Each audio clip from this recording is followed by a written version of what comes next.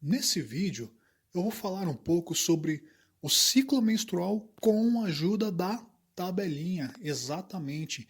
Essa tabelinha ela é muitíssimo importante porque ela costuma cair quase em todos os vestibulares, todos os anos, tanto no Enem quanto nos vestibulares tradicionais. Então, se você pretende prestar alguma dessas provas, é muito importante que você estude essa tabelinha e estude quais os hormônios que estão relacionados com cada período a que ela se refere. Vamos iniciar falando sobre o primeiro dia do ciclo menstrual. O primeiro dia do ciclo menstrual é considerado o dia em que, de fato, as camadas de endométrio que foram produzidas no ciclo menstrual, elas são eliminadas por não ter havido a fecundação do ovócito. Então, essas camadas sendo eliminadas, de fato, temos então o primeiro dia do ciclo menstrual. Por volta de 5 dias após o início da menstruação, nós temos o início da produção de um hormônio chamado FSH, que nós falamos anteriormente, que é o hormônio folículo estimulante.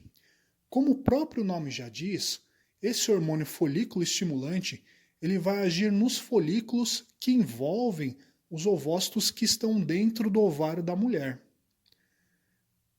Quando os folículos eles começam a responder à ação desse hormônio, eles começam a produzir uma segunda camada folicular que vai produzir os estrógenos, que vão agir no útero da mulher, formando as camadas de endométrio. Então, até agora, nós temos o hormônio FSH e o hormônio estrogênio trabalhando. Quando o corpo da mulher percebe que há uma resposta de um dos folículos que estão dentro dos seus ovários, o corpo da mulher começa a produzir um outro hormônio chamado hormônio luteinizante, ou hormônio LH. Esse hormônio LH ele vai ter uma função importantíssima na primeira, mas principalmente na segunda fase do ciclo menstrual. Esse hormônio ele também vai agir no folículo até mais ou menos o 14º dia, que é quando esse folículo celular se rompe, liberando o ovócito secundário. Quando o folículo ele se rompe e libera o ovócito secundário, ele passa a se chamar corpo lúteo. Então o folículo celular passa a se chamar corpo lúteo. Esse corpo lúteo continua recebendo a ação do hormônio luteinizante e começa a produzir um outro hormônio chamado progesterona. A progesterona ela age sobre as camadas de endométrio, fazendo com que essas camadas continuem fixas ali no útero da mulher, caso haja a fecundação do ovócito e para que o embrião se instale ali naquela região. Então, no 14º dia, mais ou menos, por volta do meio do ciclo menstrual, nós temos o corpo lúteo, o hormônio luteinizante e a progesterona agindo. Então o hormônio luteinizante ele vai continuar essa ação por aproximadamente 9 dias, que é quando cessa a produção deste hormônio.